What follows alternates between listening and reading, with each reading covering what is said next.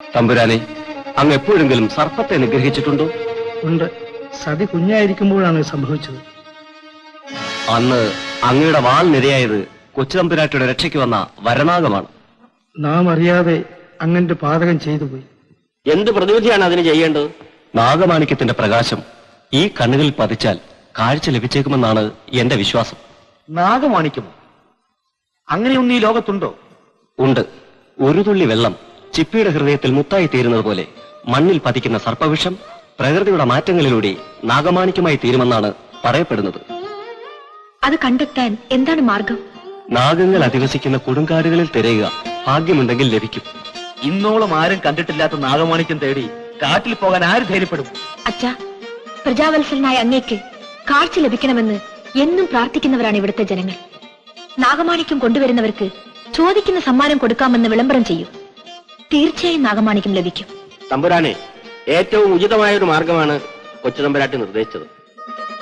ശേഷയ്യ, അടിയൻ ഇന്ന് തന്നെ രാജ്യമൊട്ടാകെ ഈ വിവരം വിളംബരം ചെയ്യൂ. പൊന്നുതമ്പുരാന്റെ തൃക്കൈ വിളയാടിയ വിളംബരത്തിലൂടെ അറിയിക്കുന്നത് എന്തെന്നാൽ, നാഗമാണിക്യം കൊണ്ടുവന്ന് പൊന്നുതമ്പുരാന്റെ തൃക്കണ്ണുകൾക്ക് കാഴ്ച നൽകുന്നവർ ആരായിരുന്നാലും അവർ ഈ രാജ്യത്തുള്ള എന്ത് ചോദിച്ചാലും സമ്മാനമായി നൽകുന്നതായിരിക്കും.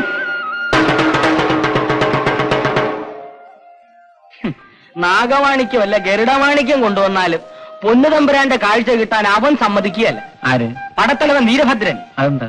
പൊന്നുതമ്പുരാനെ ഒതുക്കിയിട്ട് സിംഹാസനം തട്ടിയെടുക്കാനാണ് അവന്റെ നോട്ടം.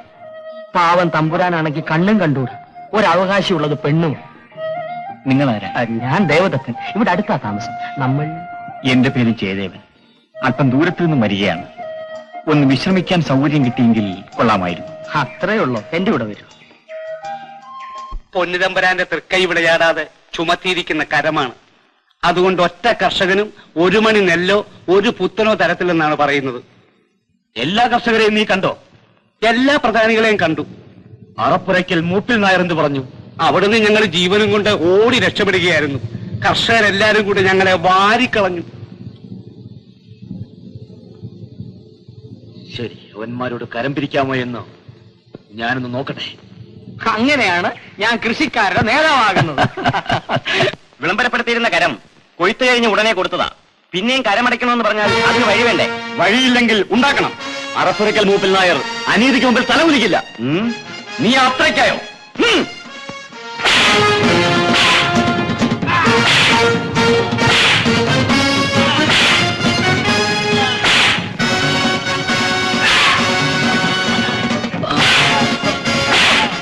എന്ത് അക്രമമാണ് കാണിക്കുന്നത്? ഇദ്ദേഹത്തെ അടിക്കരുത്. നീ ആര്?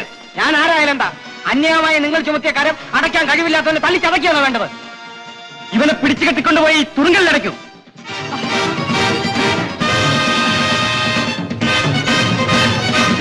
മൂപ്പിൽ നായരെ, ഞാൻ ആവശ്യപ്പെട്ട കരം തരുന്നോ ഇല്ലയോ? എന്നെ കൊന്നാലും ഞാൻ തരില്ല.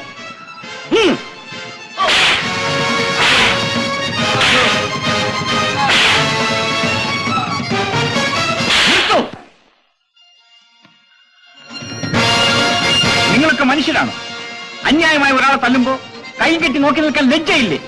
ആര് ചോദിക്കാണ് എല്ലാത്തിനും?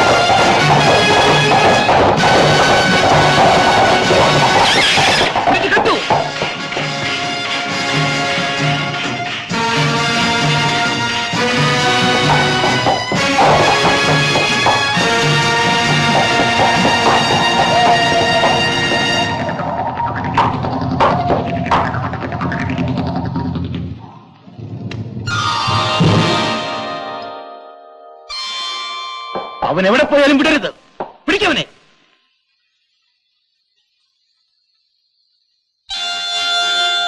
ഇതാരുടെ കടാര? എങ്ങനെ ഇവിടെ വന്നു? ഈ മുറിയിൽ ആരോ കടന്നു വന്നിട്ടുണ്ട്.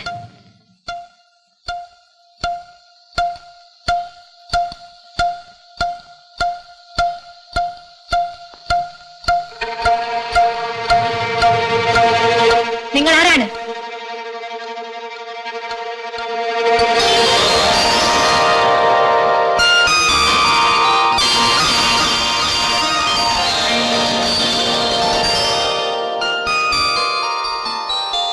ക്ഷമിക്കണം, കൊച്ചുതമ്പുരാട്ടിയുടെ കിടപ്പറയാണെന്ന് അറിഞ്ഞില്ല. ഒരു ഏറ്റുമുട്ടലിനിടയിൽ അബദ്ധത്തിൽ ഇവിടെ കടന്നുപോയതാണ്. അസമയത്ത് ഈ അന്തഃപുരത്തിൽ കിടക്കുന്ന അന്യപുരുഷനുള്ള ശിക്ഷ എന്താണെന്ന് അറിയാമോ? എന്ത് ശിക്ഷ കൽപ്പിച്ചാലും സ്വീകരിക്കാൻ തയ്യാറാണ്. എങ്കിൽ വരൂ.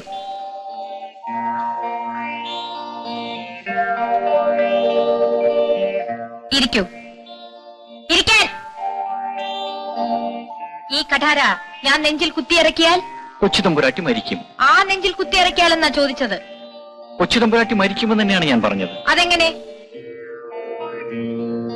അന്ന് കോട്ടവാതിക്കൽ നിന്നും യാത്ര പറഞ്ഞത് മുതൽ കൊച്ചുതമ്പുരാട്ടി എന്റെ നെഞ്ചിൽ കുടിയിരിക്കുകയാണ്. അപ്പോ കുത്തേൽക്കുന്നത് ആർക്കായിരിക്കും? അന്തഃപുരത്തിൽ കടന്നതോ തെറ്റ്. അതിനേക്കാൾ വലിയ അവിവേകമാണ് ഞാൻ പറഞ്ഞത്. പക്ഷേ സത്യം മറച്ചു പിടിക്കാൻ എന്റെ മനസ്സ് അനുവദിക്കുന്നില്ല. കൊച്ചുതമ്പുരാട്ടിയുടെ സ്ഥിതിയും അതുതന്നെയാണ്. ഊർമിളെ, പോയി പാല് കൊണ്ടുവരൂ. അമൃതത്തെ കഴിഞ്ഞതല്ലേ? എനിക്കല്ല. പിന്നെ പോയി പാല് കൊണ്ടുവരാനാ പറഞ്ഞത്. ഇരിക്കൂ.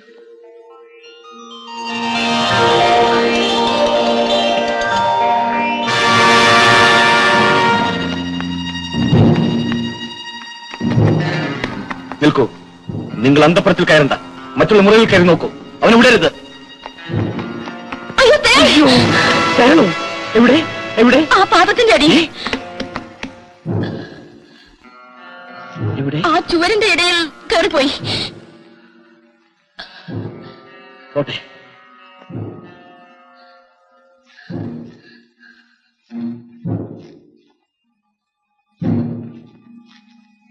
നിൽക്കൂ.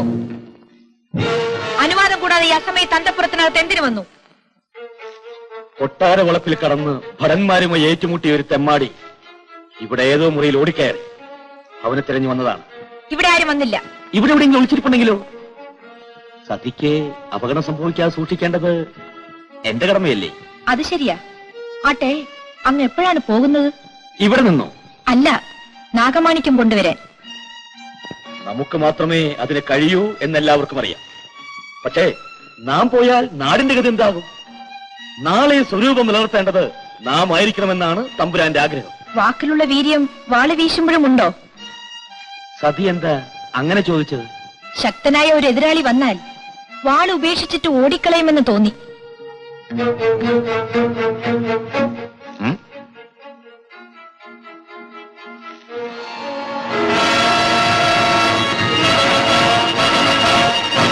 ഇത് എന്റേത്.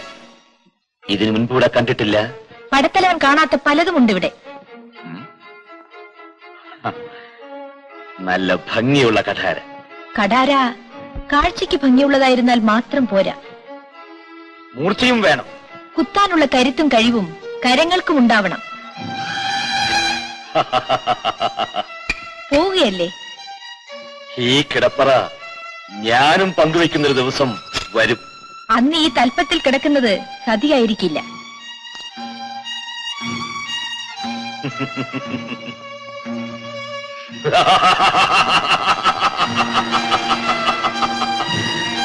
അടിയൻ ഭയന്നുപോയി. നീ തേളുന്ന ശബ്ദമുണ്ടാക്കിയപ്പോഴേ എനിക്ക് മനസ്സിലായി. പാവം, യാത്ര പറയാൻ പോലും തരപ്പെടാതെ വന്ന വഴിയെ അദ്ദേഹം പോയി. ഞാൻ ഇവിടെ തന്നെ ഉണ്ട്.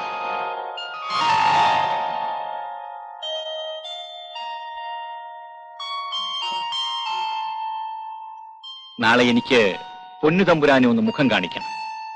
എന്റെ കഠാര മുഖം കാണിക്കാൻ കടാര എന്തിനാ? എന്തിനാണെന്ന് നാളെ രാജ്യകാര്യാലയത്തിൽ വെച്ച് കാണാം. ഊർമിളെ, ആ കടാര ഇങ്ങെടുക്ക്.